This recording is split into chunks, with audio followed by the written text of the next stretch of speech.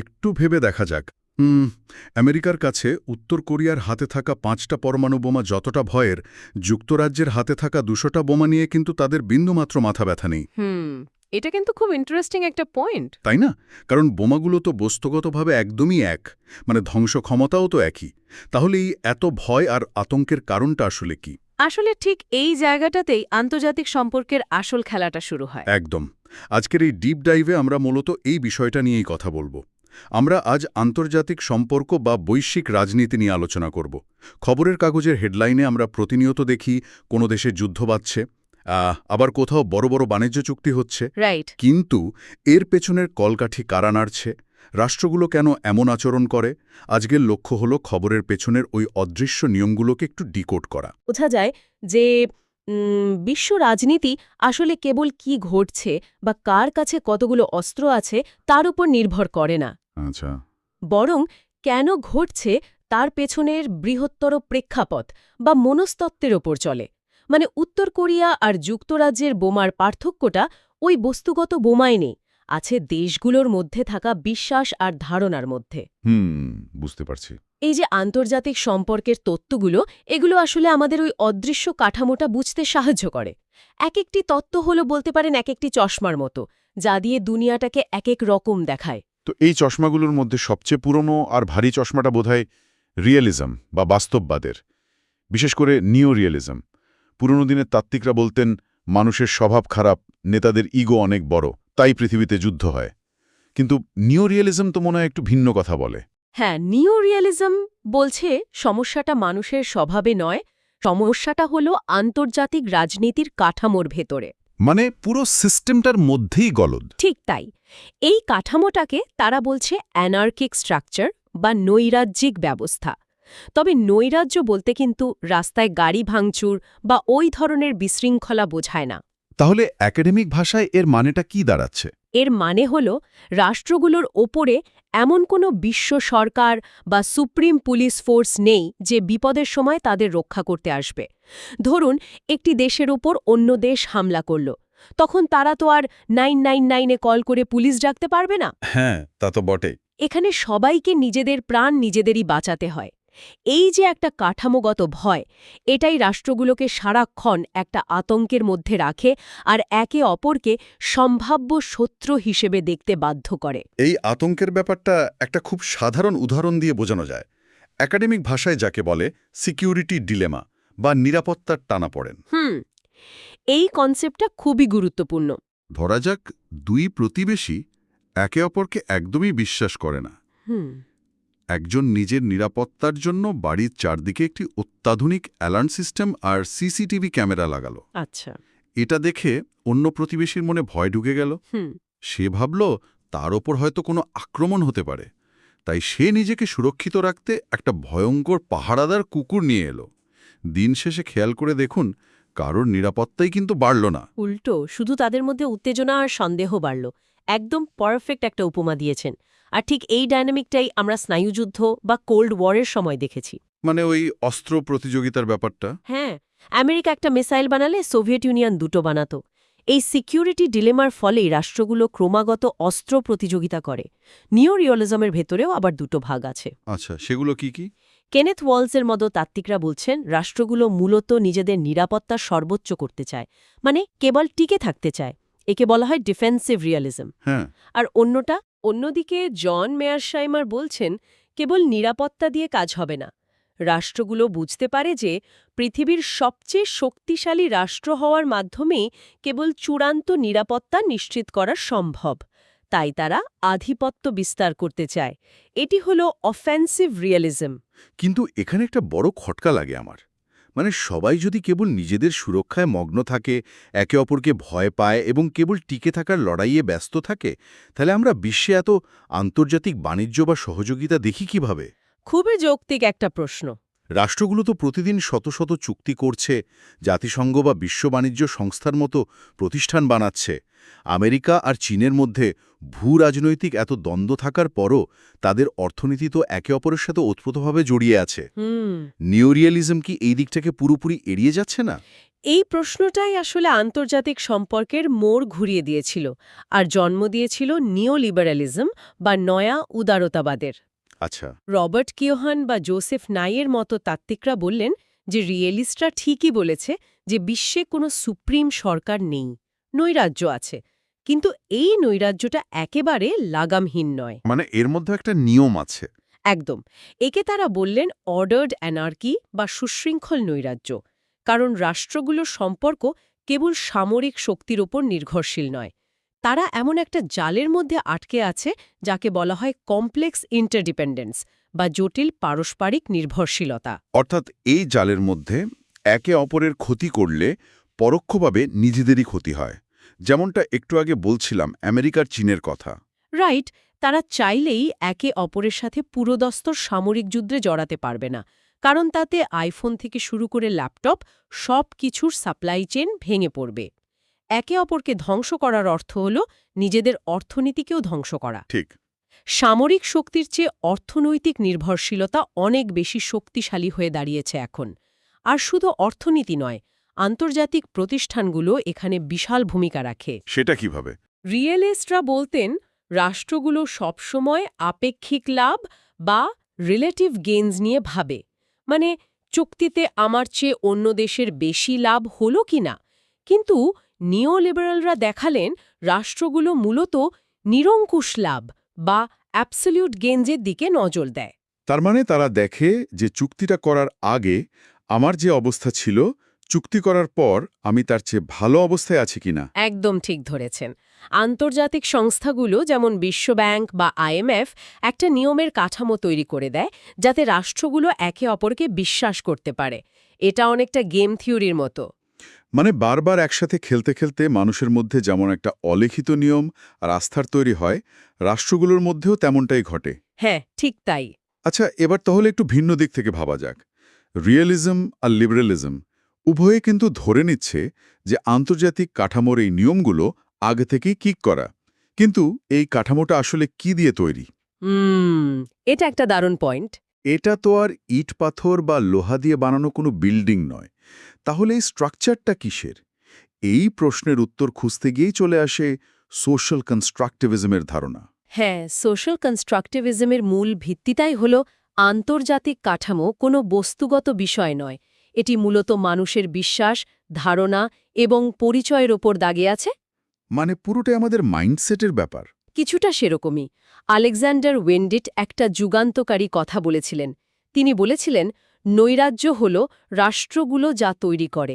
এর মানেটা একটু সহজ করে বুঝিয়ে বলবেন? এর মানে হল নৈরাজ্য মানেই যে সারাক্ষণ যুদ্ধ করতে হবে বা ভয়ে কাঁপতে হবে এমন কোনো প্রাকৃতিক নিয়ম নেই। রাষ্ট্রগুলো তাদের নিজেদের অভিজ্ঞতা আর মিথস্ক্রিয়া দিয়ে এই নৈরাজ্যের অর্থ নির্ধারণ করে। এটাকে যদি একটু প্রাত্যহিক জীবনের উদাহরণ দিয়ে বলি, কাগজের টাকার নিজস্ব কোনো মূল্য নেই। এক টুকরো কাগজ কেবলই একটা কাগজ। কিন্তু আমরা সবাই বিশ্বাস করি বলেই ওই কাগজের দাম 1000 টাকা। এই বিশ্বাসটাই পুরো বিশ্ব অর্থনীতিকে টিকিয়ে রেখেছে। আন্তর্জাতিক রাজনীতিতে শত্রু বা মিত্রের ধারণাও ঠিক এমন। একদম পারফেক্ট উদাহরণ। যেমনটা আমরা শুরুতেই উত্তর কোরিয়া যুক্তরাজ্যের পরমাণু বোমার কথা বলেছিলাম। বোমাগুলো বস্তুগতভাবে এক হলেও আমরা যুক্তরাজ্যকে বন্ধু এবং উত্তর কোরিয়াকে শত্রু হিসেবে বিশ্বাস করি। এই বিশ্বাসটাই বাস্তবতাকে নিয়ন্ত্রণ করছে। ওয়েন্ডেট এই ব্যাপারটিকেই বলেছেন ইন্টারসাবজেক্টিভ বা আন্তঃব্যক্তিক কাঠামো। এই কাঠামোটা রাষ্ট্রগুলোর একে অপরের প্রতি যে আচরণ তার ওপর ভিত্তি করে তৈরি হয়। তিনি নৈরাজ্যের 3টি ভিন্ন সংস্কৃতির কথা বলেছেন। আচ্ছা, কালচারগুলো কি কি? প্রথমটি হল হবজিয়ান সংস্কৃতি। এখানে রাষ্ট্রগুলো একে অপরকে আজন্ম শত্রু মনে করে এবং কেবল ধ্বংস করতে চায়। মানে একেবারে চরম শত্রুতা। হ্যাঁ, আর দ্বিতীয়টি হল লকের সংস্কৃতি। এখানে তারা একে অপরের প্রতিদ্বন্দ্বী ঠিকই, কিন্তু একে অপরের টিকে থাকার অধিকারকে সম্মান করে। অনেকটা আজকের দিনের ট্রেড কম্পিটিশনের মতো বলা যায়। ঠিক ধরেছেন। আর তৃতীয়টি হল ক্যান্টিয়ান সংস্কৃতি, যেখানে রাষ্ট্রগুলো একে অপরের মিত্র। তারা একসাথে জোট বাঁধে এবং একে অপরের সুরক্ষার দায়িত্ব নেয়। যেমন ধরুন ন্যাটো জোট। একটু দাঁড়ান, তার মানে কি এই যে নৈরাজ্য যেহেতু আমাদেরই তৈরি, রাষ্ট্রগুলো চাইলে আগামীকাল সকালে ঘুম থেকে উঠে তাদের মনস্তত্ত্ব বদলে ফেলতে পারে? মানে তারা ডিসাইড করলো যে আজ থেকে যুদ্ধ বন্ধ। হ্যাঁ, তারা সবাই সিদ্ধান্ত নিতে পারে যে আজ থেকে আমরা সবাই বন্ধু, কান্টিয়ান কালচার মেনে চলব। এটা কি একটু বেশি অবাস্তব বা ইউটোপিয়ান শোনাচ্ছে না? বাইরে থেকে শুনলে ঠিক সেরকমই মনে হয়। আর কনস্ট্রাকটিভিস্টদের এটা নিয়ে অনেক প্রশ্নের মুখেও পড়তে হয়েছে। কিন্তু তারা এটা বলছেন না যে রাতারাতি ম্যাজিকের মতো সব বদলে যাবে। তাহলে ব্যাপারটা কিভাবে কাজ করে? কারণ রাষ্ট্রগুলোর এই যে বিশ্বাস বা পারসেপশন, তা তাদের দীর্ঘ ইতিহাস, ভাষা, রক্তক্ষয়ী যুদ্ধ এবং সাংস্কৃতিক মিথস্ক্রিয়া দিয়ে তৈরি হয়। এগুলো সমাজের রন্ধ্রে রন্ধ্রে এমনভাবে গেঁথে থাকে যে তা পরিবর্তন হতে হয়তো শত শত বছর লেগে যায়। ও আচ্ছা। কিন্তু রিয়েলিজম যেখানে বলতো পরিবর্তন অসম্ভব, কনস্ট্রাকটিভিজম সেখানে অন্তত বলছে যে পরিবর্তন সম্ভব। স্নায়ুযুদ্ধের যে শান্তিপূর্ণ সমাপ্তি ঘটেছিল তা কিন্তু কেবল অস্ত্রের জোরে হয়নি। হ্যাঁ, মিখাইল গর্বাচেভ এবং পশ্চিমা নেতাদের মধ্যে ওই ধারণাগত পরিবর্তনের কারণেই হয়েছিল। ঠিক তাই। বুঝতে পারছি। যদি নিয়মগুলো প্রাকৃতিক না হয়ে মানুষেরই তৈরি বা কনস্ট্রাক্টেড হয়ে থাকে, তবে একটা খুব বড় এবং অস্বস্তিকর প্রশ্ন সামনে চলে আসে। এই নিয়মগুলো আসলে কে তৈরি করেছে? এই কাঠামো থেকে কারা লাভবান হচ্ছে আর কাদেরকে নিয়মতান্ত্রিকভাবে শোষণের শিকার হতে হচ্ছে? আর ঠিক এই জায়গা থেকেই আমরা ক্রিটিক্যাল থিওরি, ফেমিনিজম এবং পোস্টমডার্নিজমের জগতে প্রবেশ করি। এরা মূলত প্রতিষ্ঠিত ক্ষমতা কাঠামোকেই প্রশ্নবিদ্ধ করে। একদম ঠিক বলেছেন। ক্রিটিক্যাল থিওরির উদ্দেশ্য কেবল দুনিয়াটা কেমন তা ব্যাখ্যা করা নয়, বরং এই ব্যবস্থার পরিবর্তন ঘটিয়ে মানুষের মুক্তি বা ইমানসিপেশন নিশ্চিত করা। আন্তোনিও গ্রামশি বা ফ্র্যাঙ্কফার্ট স্কুলের চিন্তাবিদরা এটা নিয়ে কাজ করেছেন। তারা মূলত কি বলতে চেয়েছেন? তারা দেখিয়েছেন যে সমাজে একটা কমন সেন্স বা সাধারণ জ্ঞান তৈরি করা হয়। আন্তর্জাতিক সম্পর্কতেও এমন একটা কমন সেন্সে আছে, যেমন শক্তিশালী রাষ্ট্রে বিশ্ব শাসন করবে বা মুক্তবাজার অর্থনীতি একমাত্র পথ। কিন্তু এগুলো তো আমরা স্বাভাবিক নিয়ম বলেই ধরে নিই। ক্রিটিক্যাল থিওরিস্টরা বলেন এই ধারণাগুলো মোটেও নিরপেক্ষ নয়। এগুলো তৈরি করা হয়েছে যাতে যারা ক্ষমতায় আছে তারা চিরকাল ক্ষমতায় থাকতে পারে এবং বৈষম্য টিকিয়ে রাখতে পারে। এই বৈষম্যের আলোচনা সবচেয়ে তীক্ষ্ণ আঘাতটা করেছে ফেমিনিজম বা নারীবাদী দৃষ্টিভঙ্গি। সিনথিয়া অ্যানলো 1989 সালে একটা খুব সোজা কিন্তু কাঁপিয়ে দেওয়ার মতো প্রশ্ন করেছিলেন। তিনি জিজ্ঞেস করেছিলেন, নারীরা কোথায়? হ্যাঁ, খুব পাওয়ারফুল একটা প্রশ্ন। আন্তর্জাতিক সম্পর্কে যুদ্ধ, শান্তি, নিরাপত্তা, কূটনীতি এসব নিয়ে এত মোটা মোটা বই লেখা হয়েছে, কিন্তু সেখানে নারীদের কোনো অস্তিত্বই নেই। আমরা যখন জাতীয় নিরাপত্তা বলি, তখন আসলে আমরা একটা তীব্র পুরুষালী দৃষ্টিভঙ্গি বা মাস্কুলিন লেন্স থেকে পৃথিবীকে দেখি। কারণ আন্তর্জাতিক সম্পর্কের থিওরিগুলো যারা লিখেছেন, যারা কূটনীতি করেছেন বা যারা সামরিক সিদ্ধান্ত নিয়েছেন, তাদের প্রায় সবাই পুরুষ। ফেমিনিস্টরা বলেন জাতীয় স্বার্থকে একচেটিয়াভাবে পুরুষালী দৃষ্টিকোণ থেকে সংজ্ঞায়িত করা হয়েছে। রিয়েলিজম যে ক্ষমতা বা আধিপত্যের কথা বলে, সেটা মূলত পুরুষতান্ত্রিক সমাজেরই একটা প্রতিফলন। মানে যুদ্ধটা ঘোষণা করে পুরুষরা, লড়াইও করে তারা, কিন্তু যুদ্ধের ময়দানের বাইরে বেসামরিক হতাহতের সবচেয়ে বড় শিকার হয় নারীরা। রাইট। শরণার্থী শিবিরে সবচেয়ে মানবেতর জীবনযাপন করতে হয় নারীদের। ফেমিনিস্ট থিওরি শুধু এই অবিচারের কথাই বলে না, তারা পুরো ডিসিপ্লিনটাকে পুনর্গঠন করার কথা বলে। তারা বলেন নিরাপত্তা মানে কেবল রাষ্ট্রের সীমান্ত রক্ষা নয়, অর্থনৈতিক বা নারী অধিকারের নিরাপত্তাও এর অংশ। এর সাথে পোস্টমডার্নিজম বা উত্তর আধুনিকতাবাদেরও একটা বড় মিল আছে। মিশেল ফুকোর মতো দার্শনিকরা মনে করেন জ্ঞানের এই জগতে একটা একচেটিয়া নিয়ন্ত্রণ তৈরি করা হয়েছে। হ্যাঁ, নলেজ ইজ পাওয়ার কনসেপ্টটা ঠিক। নিউ রিয়েলিস্টরা যখন বলে যে বিশ্ব সবসময় নৈরাজ্যিক, এখানে সংঘাত অবধারিত, তখন তারা আসলে কোনো নিরপেক্ষ সত্য বলছে না। তারা মূলত নিজেদের আধিপত্য বিস্তারের আকাঙ্ক্ষাকেই একটা বৈজ্ঞানিক তত্ত্ব হিসেবে চালিয়ে দিচ্ছে। পোস্টমডার্নিস্টের এই সমালোচনাটা খুবই ধারালো। তারা বলেন ভাষা এবং শব্দের মাধ্যমে কিভাবে ক্ষমতা প্রয়োগ করা হয় সেটা খেয়াল করতে। একটা উদাহরণ দিলে ভালো হতো। কাউকে যখন আমরা টেরোরিস্ট বলি আর কাউকে ফ্রিডম ফাইটার বলি, তখন কেবল শব্দের পরিবর্তন হয় না, এর সাথে সাথে আন্তর্জাতিক বৈধতা এবং সামরিক পদক্ষেপ নেওয়ার অধিকারও বদলে যায়। তারা এই তথাকথিত অমোঘ সত্যগুলোকে ভেঙে গুড়িয়ে দিতে চায়, যাকে বলা হয় ডিকনস্ট্রাকশন। কিন্তু যারা শুনছেন তাদের মনে হতে পারে এই ক্রিটিক্যাল থিওরি বা পোস্ট মডার্নিস্টরা তো কেবল বসে বসে সমালোচনা করছে। তারা তো বলছে সবকিছুই ভুল, সবকিছুর মধ্যেই বৈষম্য আছে। তাহলে সমাধান কি? এরা কি কোনো কার্যকারী সমাধান দেয়, নাকি কেবল সমস্যা দেখেই খালাস? এটা তাদের বিরুদ্ধে অন্যতম প্রধান একটি অভিযোগ। কিন্তু তারা মনে করেন, আপনি যদি একটা ভুল চশমা পরে থাকেন, তবে সঠিক রাস্তা খোঁজার আগে আপনার প্রথম কাজ হল সেই ভুল চশমাটা খুলে ফেলা। ও আচ্ছা। প্রচলিত ব্যবস্থাকে প্রশ্নবিদ্ধ করাটাই তাদের প্রথম ধাপ। তারা আমাদের দেখায় যে আমরা যাকে স্বাভাবিক বলে মেনে নিচ্ছি তা আসলে নির্দিষ্ট কারো স্বার্থসিদ্ধির জন্য তৈরি করা হয়েছে। এই সচেতনতা বা আনমাস্কিংয়ের কাজটাই তাদের মূল সমাধান। বুঝতে পারলাম। এই যে আমরা এতক্ষণ ধরে একটা তত্ত্বের সাথে আরেকটা তত্ত্বের দ্বন্দ্ব দেখলাম, রিয়েলিজম বলছে যুদ্ধ অবধারিত, লিবারালিজম বলছে বাণিজ্যের মাধ্যমে শান্তি সম্ভব, আবার কনস্ট্রাকটিভিস্টরা বলছে সবই আমাদের মনের ভুল। হ্যাঁ, একাডেমিক দুনিয়া এই লড়াইগুলোর একটা গালভরা নাম আছে। একে বলা হয় গ্রেট ডিবেটস বা মহাবিতর্ক। পুরো আন্তর্জাতিক সম্পর্কের ইতিহাসটাই আসলে এই বিতর্কগুলোর ইতিহাস। আর এই বিতর্কগুলো কিন্তু হঠাৎ করে কোনো সেমিনার রুমে শুরু হয়নি।